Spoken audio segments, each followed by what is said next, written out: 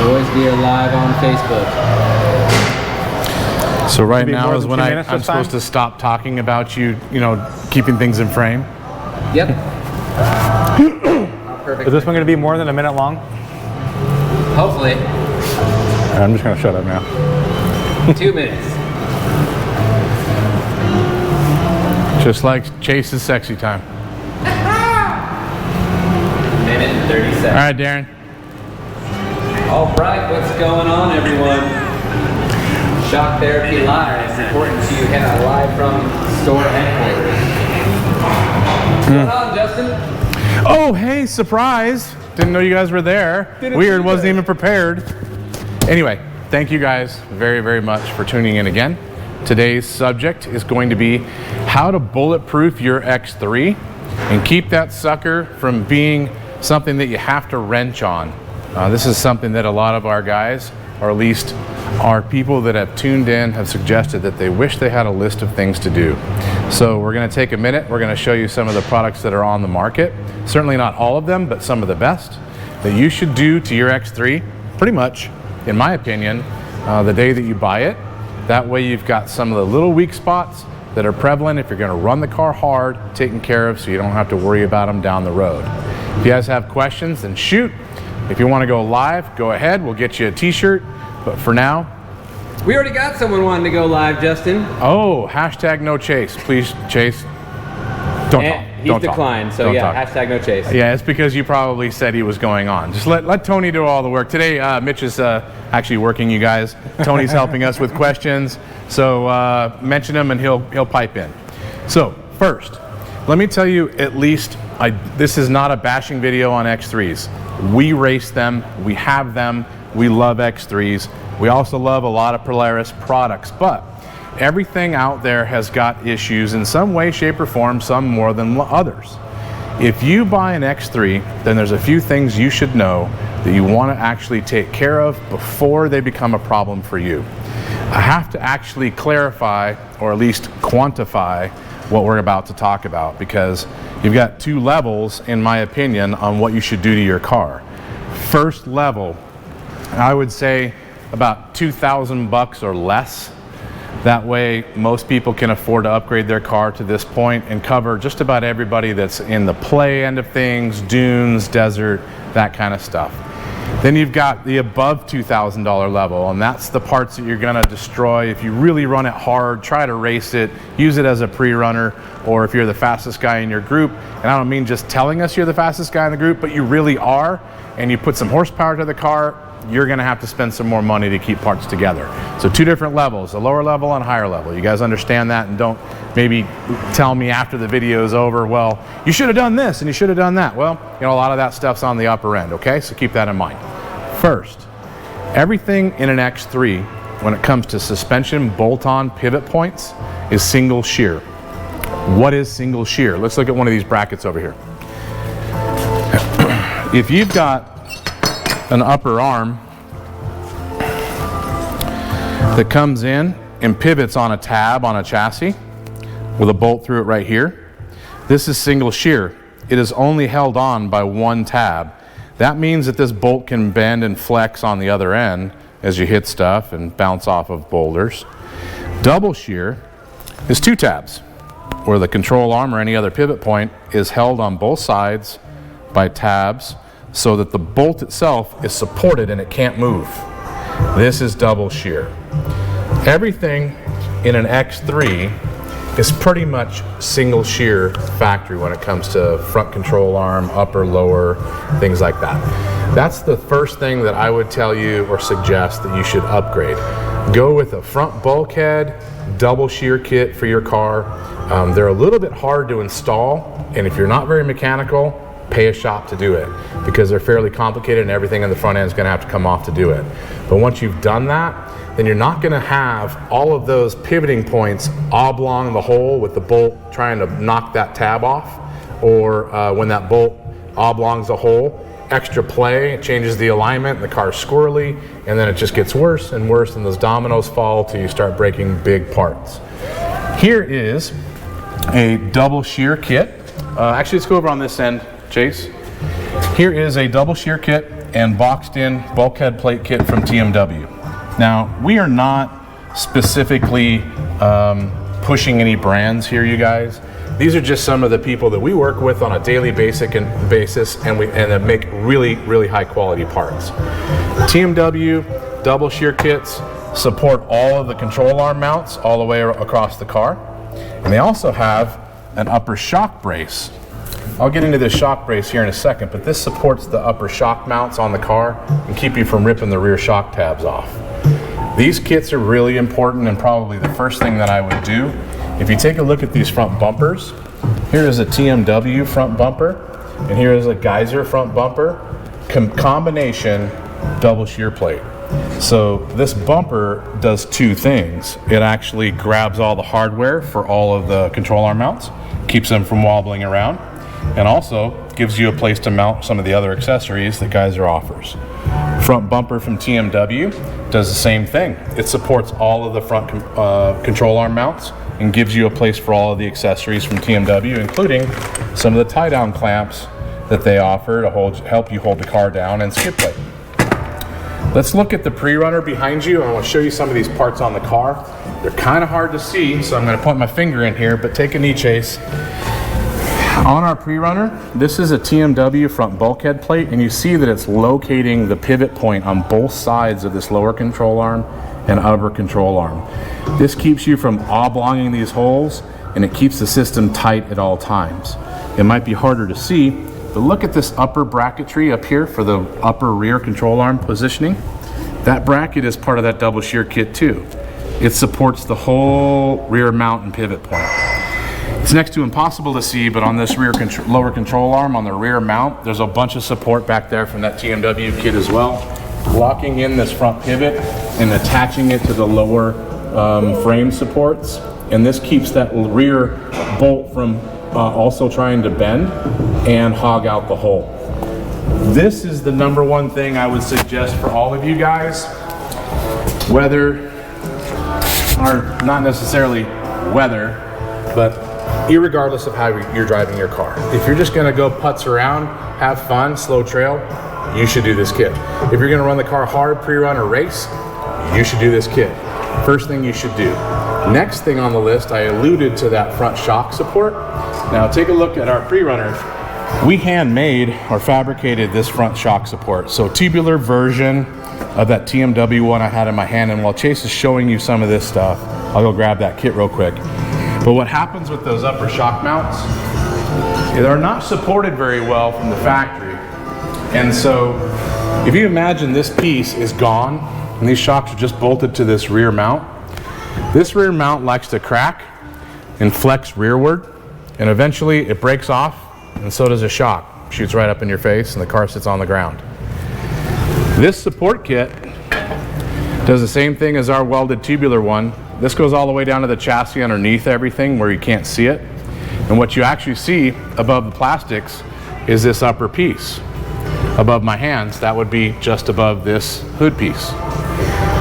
Front upper shock mounts and supports are the number two thing that I would do on your car, whether you're playing or whether you're racing. Tony, I think you've got a question. Yes, I have a Artisan Cooper. On my Razor 900, if I was to do the dual rate springs, would I be able to do the IQS later on the shocks? I'm thinking probably not. So on a Razor 900, most 900s are a 2-inch diameter Fox or they're a Walker Evans shock, both of which we do not have IQS for. So the answer is going to be no. If you have a 900 with a 2.5-inch diameter Fox, like an aftermarket version, an RC2 or some other style or a bypass, then that larger diameter shock we have IQS for, and we can do that in the future. Hopefully that answers your question. Another one, Tony. DynoJet Matt, do you recommend moving to a rear radiator setup like CBR, pros and cons? So Matt was asking if you go to a rear radiator setup or if you recommend that. So that's going to be something that I would say is dependent upon whether you're a play guy or you're a race guy. If you're playing around, I don't think that a rear radiator is that needed. It's expensive. Most guys aren't going to need it. CBR and PWR also offer a radiator upgrade kit for the factory positioning in the front of an X3, and that's about 30% more cooling. We actually have that in Ernie's car, and it made a big difference once you put a ton of power to the car. Chase. We got Frank G, Family Life, live on the air with us, and I will have to say, Justin, he's the only one that's entered to enter our Mustache May giveaway, and holy cow, Justin, look at his mustache right now. Look how on fleek this thing is. Frank? I did this for you guys. Frank G, you're rocking it, brother. Thank you very much for knocking the razor onto your face for this event. Thank you. No, thank you guys. Hey, what do you got? This is my question. Yeah. Do you think the 2021 X3 is going to have the same issues with the bulkhead and strengthening of the shock towers? Because I did that to my car, and I feel like it's a really weak spot, and they should probably correct that. What do you think? I would agree with you that they should correct it, but Can-Am is very slow to add all of the upgrades into their production. In the discussions I've had with their engineers, they've got a legal department that's pretty heavy, and they vet things before they do anything with them for as much as years. So they're pretty tight with their race program. I mean, they and Phil Blurton and some of the other guys that are sponsored by them are giving them this input. They know where the weak spots are. It just takes them a long time to do. They haven't seen it. We haven't seen it on the 2020s. There's only some small upgrades in that car with some wall thickness changes where they've gone thicker in some really weak tubes, but not the double shear, not the extra tabbing that I think is necessary. I can't tell you if the 21's going to be better. They don't share that information with us. I hope it is, but we're going to have to find out in about 2 months when they release the car in July, and then we can find out if they did that. So I can't answer your question, bud. I wish they're going to do it, but I don't know if they are. Sweet. Thank you, man. You got it, man. Have a great day. Let us know on t-shirt and size. Okay, we'll send you one. You're in very good contingency to win this contest too, brother. Yeah, you don't have very much competition. You might win it. Keep up the stash. Tony. Joe's Wheel Parts. What else should I double shear on my X3? Thank you. So the question is, what else do you double shear on the car? In general, I would double shear anywhere a control arm or pivot point mounts. I would double shear any of the rear radius rod plates, rear radius rod spots, and that brings up a point right here. So this pull plate, which is on the back of the car, this is supporting all of the rear radius rod pivot points. These are important as well because the factory one is feather light, tends to get oblong very easy. This is a geyser pull plate. This is a double shear plate from TMW. Same thing on the rear positioning. Let's go look at the pre-runner and I'll show you what we did. So because we've got a fab shop, we supported this rear plate quite a bit. This is a factory plate that we just doubled up on the mounts so you'd have none of the oblonging in place. This is called shoulder welds, or weld over washers or double up washers. We did that on the factory one. I would suggest going a little bit further, and I would buy the geyser plate or the TMW plate, because that way you don't have to deal with the welding, but it's super important to do. Since we're in the back, I'm going to go ahead and talk about rear radius rods, because once you've done the double shearing on the rest of the car, on the front, on the rear radius rod plate, then you get into the radius rods themselves. So the factory radius rods, which these are not, these are our chromoly spud welded, rosette welded system with 3/4 inch rod ends. This is what we pre-run, this is what we race. These right here don't fail, don't bend, and don't squeak. The factory ones tend to squeak a lot. The factory ones are really, really light duty, and that light duty lower radius rod tends to bend as soon as you run the car a little bit hard, or maybe you jump it a little crooked and land crooked. What do you got, Tony? Mitch 702. What's stronger radius rod, billet or 4130? So I don't think that there's any discernible difference between the billet and the 4130 radius rods. Here's a difference between them. This is our billet one, this is a chromoly one. The size difference is 1.25 and 1.25, other than this being hex. The reason there isn't much difference in strength, if you do the math from an engineering standpoint, they're about the same. The reason that we race a chromoly one is because the chromoly can take a hit and bend, and we can bend it back. So in a race, we literally have bent one of these lowers on a boulder and then hit it with a sledgehammer 10 times to straighten it out and finish the race. The aluminum ones are not going to do that. Once they bend, they're not going to come back very well, and then you're going to crack it if you try and bend it back. So I would just judge your decision. If you're playing around, I would say buy the visual of the billet. If you're racing, buy the chromoly. Or it's up to you personally, you know what I mean? So decide on your own, but strength is about the same. Tony? DynoJet Matt, again, do you recommend flipping the X3 front shocks, pros and cons?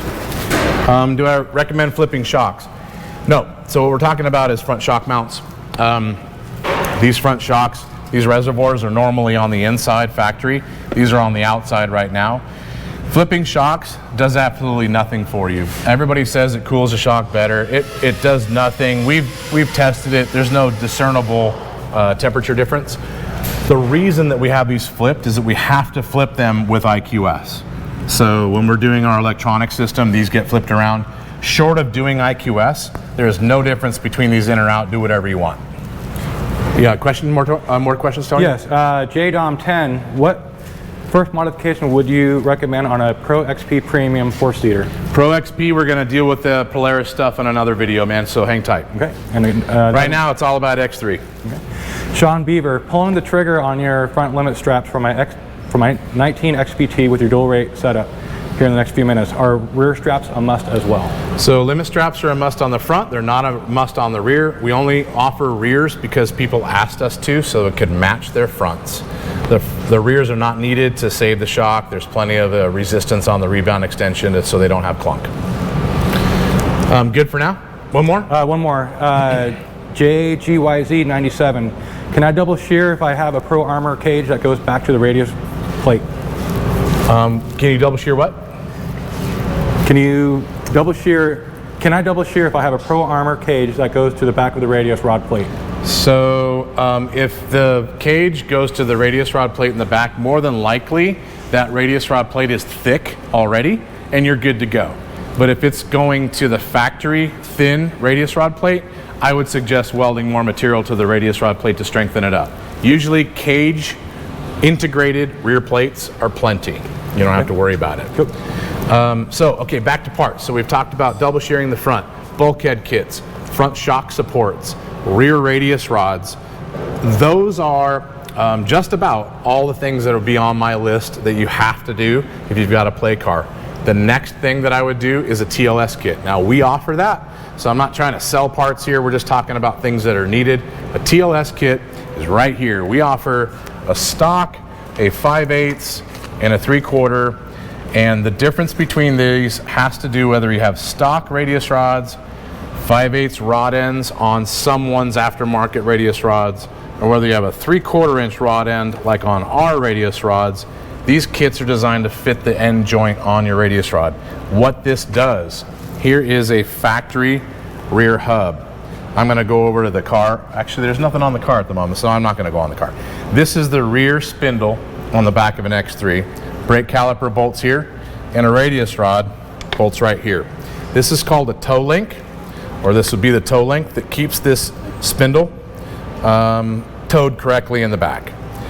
These have a major problem factory with oblonging this hole inside the hub. See, this is one we just pulled off a car. It's already oblonged, and what happens, this gets loose and then it shears the bolt. Bolt's gone, this hub flops around and you can't drive the thing home. What our kit does is replaces that worn out section with stainless steel sleeves. And these stainless steel sleeves coincide and work with an outer sleeve and puts all of this assembly in a stainless steel liner and also keeps it from being relied upon the bolt. So no longer is the bolt the strongest thing. It's actually the stainless steel that's holding the rod end in place on the radius rod. These things are only $100. Like literally, it's $100 to cure the rear hub from failing, and these things are $400 a piece and a short day on the trail. We sell a lot of these because they're absolutely necessary and they're very inexpensive.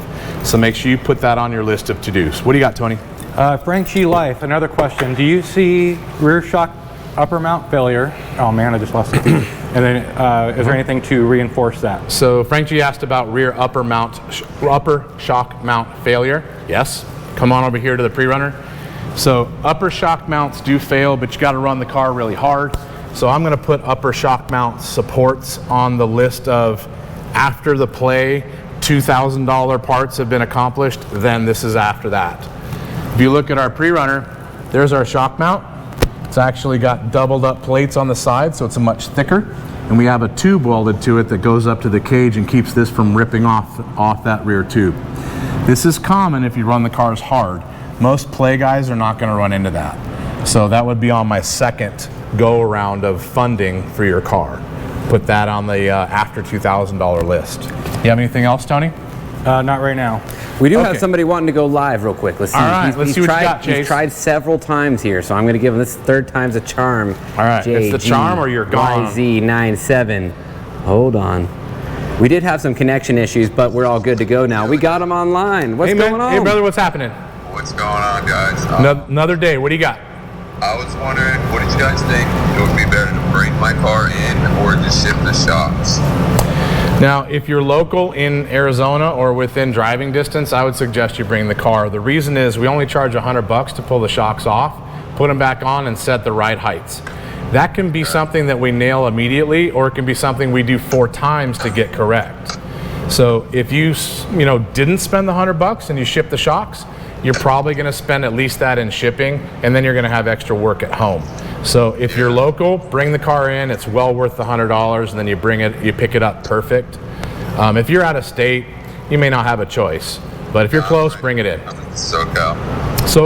If you want to make a day trip, we do that all the time. We probably have 3 or 4 guys from Southern California come in with their appointment set. They're here in the morning, they leave by 2 o'clock, and they're already home by 7. So you can set that up if you want to, too. Definitely. Take your pick on it. Send us a shirt size and a color, man. We'll get it to you. Sweet. Thanks, guys. Thanks for signing in.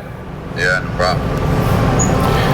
So back to the list. I'm still on the under $2,000 thing, okay? So we've got TLS. We've got double shear kits. We've got front bulkheads. We've got pull plates. I've got shock towers.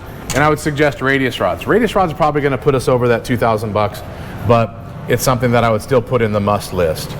Once you've accomplished all that, and let's just say you're going to drive the car really, really hard, then you might start running into the bigger items. Those are going to be hub bearings, which this is a billet hub from ZRP. We just pulled it off the pre-runner of the race car. That's why it's still dirty. Also, drive plates. So this is a billet drive plate on this hub. These tend to be failure points when you start getting a heavy car accessorized with a lot of horsepower and you run it really hard. Also, front diffs. Inside the factory front diff, they've gotten better about this, but the original X3s had problems with the ring gear bolts loosening up and having pinion gear failures. These have gotten better, but there's still something that has to be addressed when you run the car hard. And last but certainly not least, rack and pinions are an issue when it comes to X3s, so we offer a billet race rack. That way it cures all the steering feedback and also the play in the steering system and makes it a lot more enjoyable to drive. But you're looking at $2,000, couple $100, $3,000, so this is definitely on the higher end of things if you're going to run the car that hard. Tony? Cisco Kid 5513 trailing arm brace. So trailing arm braces are a really good idea. Take a look at the pre-runner. In our experience, so this is a stock rear trailing arm that we run a lot. We have actually filled in all the dimples that are in here stock with a cover-up plate, boxed in the shock mount all the way around to keep these from bending. Now, I've run the bone stock trailing arm on this pre-runner for 2,000 to 3,000 miles without a failure. In my opinion, these bend and fail when you make a mistake or you run the car way too hard. Mistake being just nasty through the whoops, and all of a sudden the 2-footers turn into 3-footers, and boom, and the car's up, and you're pretty much going to wreck it. And it comes down crooked, wha-bam, on one corner. You could bend a rear. I like my sound effects. I'm remembering when I did it myself. Okay, so I'm reliving the moment. We could get Jason, your brother. He could give us a good experience. Yeah, with so that. we were pre-running the 1000, and there was a really nasty whoop section. There's 5 of us in a group. I went through it and barely made it through it, and then called everybody on the radio and said, "Look out!" By the time I was on the radio, 2 other cars bent trailing arms on the same whoop and landing. It was almost a complete yard sale. So you're not going to bend a trailing arm unless you're absolutely going off on the car or make a big mistake. But they will time out if you run the car hard after about 2,000 to 3,000 miles. So we just cover them up, played them over. There are support kits offered by Phil Blurton at No Limit, and some other guys are offering support kits too. If you want to spend the money, I would suggest it. That's definitely after the Play guy speeds, you know, after $2,000 worth of parts, that's when I would do that. Tony, you got more questions? No, actually, Don Singer 7, sound effects are great, puts us in the moment. You should have seen me there. It was a lot more cussing, right? Trust me. And Jeff is behind me. He was with me at the time. That was a full throttle ride. That's for sure. Another one from DinoJet Matt. Do you recommend upgrading the rear sway bar to on a play car? Which hold position for stiffness? Okay, so question is, do we recommend sway bar upgrades? I would suggest them, but they're not needed to keep the car trouble-free. I mean, that's kind of what we're talking about here, is we want to keep the car without, so you don't have to worry about it, have loose hardware and things coming loose. Sway bars aren't going to be a big deal one way or the other. Although you do bring up a good suggestion, and that is the front sway bar links. So on an X3, here's our sway bar links, but the factory links on a front sway bar and an X3 are really weak, and a lot of people break those. Typically they shear the bolt right off at the control arm, or they break the control arm tab. So I'd put front links in the must list in the under 2,000 range. And when I say $2,000, you guys, it could be $2,500. You know, don't hold me to the dollar amount, but I'm just trying to, you know, keep certainly under $3,000. But links are a must because the factory ones do break. So buy a good set. This supported design that we offer, this goes through the control arm, kind of like the Pre-Runner has. If you take a look at that tube, this aluminum tube goes right through that control arm, and it keeps you from ripping the back tab off. That's the reason for this. We're the only one that does that. Some guys are starting to copy us, but it is definitely the way to go. So links, back to Matt's question about rear sway bar. Rear sway bar isn't going to make the car any stronger, but it is going to make the car work a lot better. You're going to drive faster, and you're going to have more tunability to stop body roll, especially if you have weight on top of it or a spare tire in the back. I would suggest a front sway bar before doing the rear on an X3. It's going to make the car turn a lot better. Got anything else, Tony? Yes. Will you guys be doing a video like this for the XPT, Be Right 412? Yes, we're going to do a video having to do with all the Polaris stuff on what we would suggest on the car, just like this. So hang tight on that one, man. We'll give you all your questions to your answers at that point. So I've talked a lot. I could keep on going. There's a ton of spots in the chassis that you can support, like these weld-in plates that TMW offers, these support tabs for other pivot points and rear shock tabs.